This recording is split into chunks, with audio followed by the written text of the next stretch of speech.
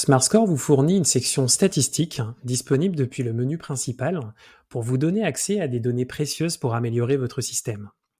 Cette section est décomposée en deux parties.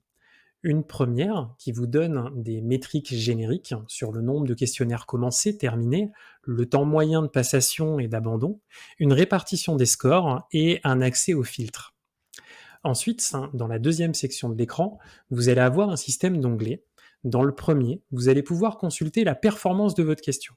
C'est-à-dire, pour chaque question de votre questionnaire, le nombre de vues, le nombre d'abandons, c'est-à-dire de personnes qui ont arrêté du coup le questionnaire en fermant leur fenêtre, par exemple, sur cette question, et le temps moyen de réponse.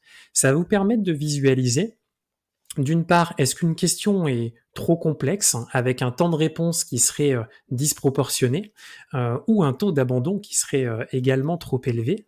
Ou alors, si vous avez, avant la fin du questionnaire, que vous voyez sur 4-5 questions, vous avez un taux d'abandon élevé, ça va vous donner une indication sur le temps de passation moyen que votre cible serait prête à accorder en fait à votre questionnaire.